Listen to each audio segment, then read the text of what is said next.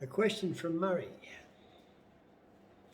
I wanted to ask you if you felt there were spiritual ramifications underlying what happened to you. You mentioned two alien-like creatures were somehow pivotal in your decision to leave the woods and your solitary life.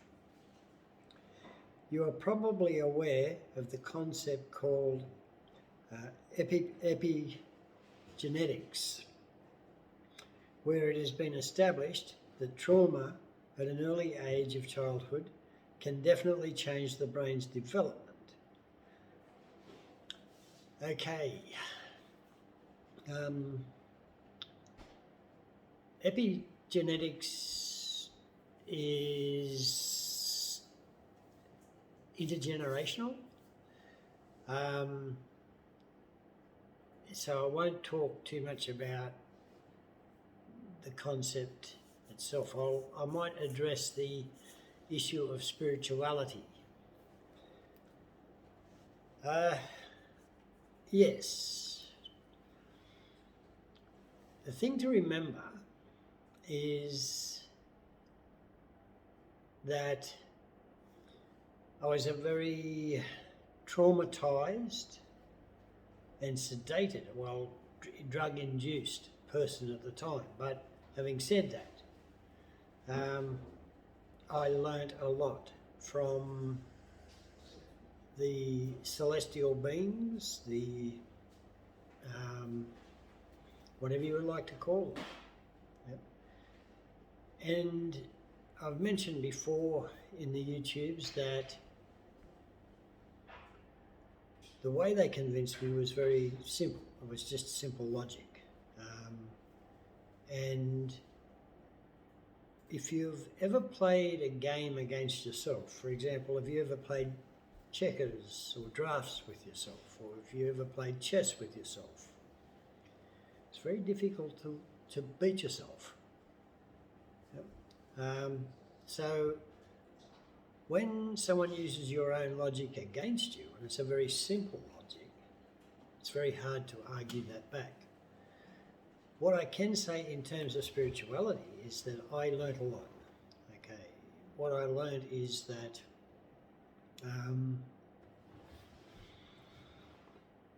I learnt that my ancestors are very important. So that comes into that spiritual realm as well. You know, for those that read the Bible talks about the begots and how that lineage was carried on. So one of the things that I learned in my conversations with the aliens, and I don't actually write this in the book, but is I learnt that understanding of my lineage, of my ancestors, and how important that is. To me, that's very spiritual. Understanding how I fit into my ancestry, where I'm at today. There was also, the concept of spirituality is very, very broad. It's very large, and that also comes into how I look after myself. So, treating myself with respect is spiritual. Being true to myself is spiritual. Being true to others is spiritual. So the conversations that I had with my ancestors and the celestial beings, the aliens, broadened my understanding of what it actually meant to be spiritual. Now, I didn't have my epiphany until a few months later. So it was probably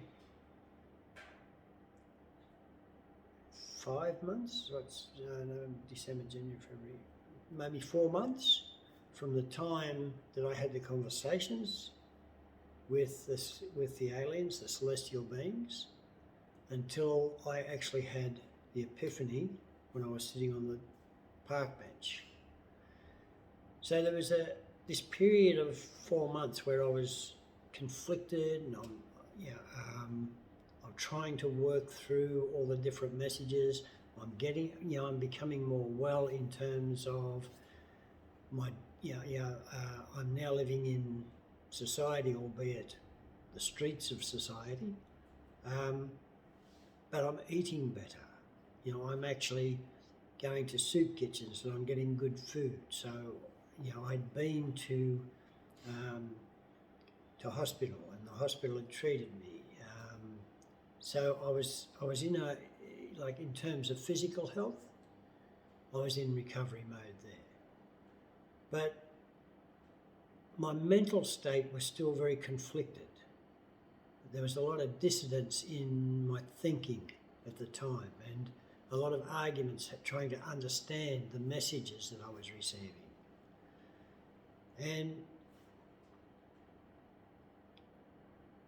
I was still using considerable amounts of alcohol and drugs at the time as well, because I could afford to. I was on a welfare pension. I was supposed to die, and they put me on a welfare pension. So,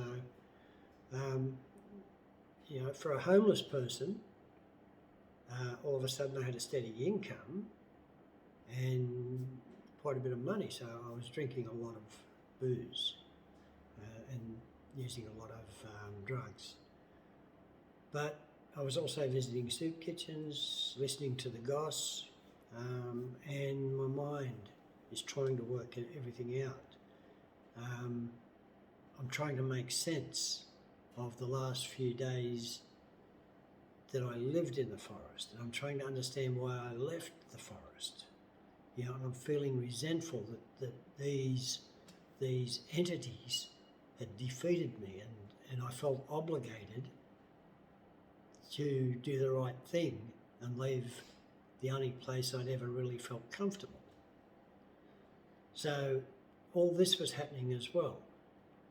And I guess it's a transition was actually happening in me. And I was preparing in some ways for that moment when I was sitting on the park bench and I had that epiphany and I realised that I was causing all the problems.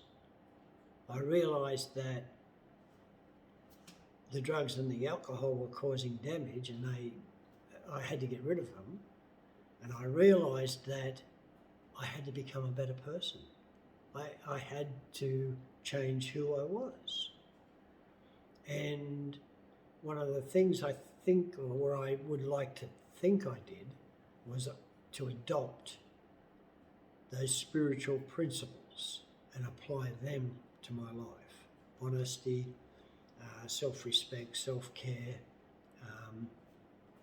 even down to the little things that, caring about the environment, caring about the other people,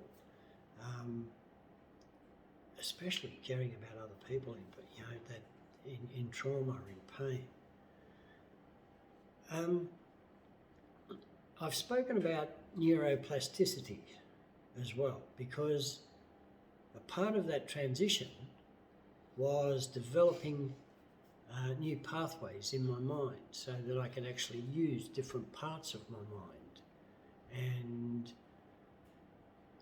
I mean, I had to. I was a blubbering mess when I left the forest. Now I have a PhD, so I had to not only develop myself in the best way that I could, and the best way I know of is using those spiritual principles, but I also had to exercise my mind. One of the things I learned was to exercise my body, exercise my mind, and exercise myself spiritually. They're the three areas that I work on today. So spirituality played a big part in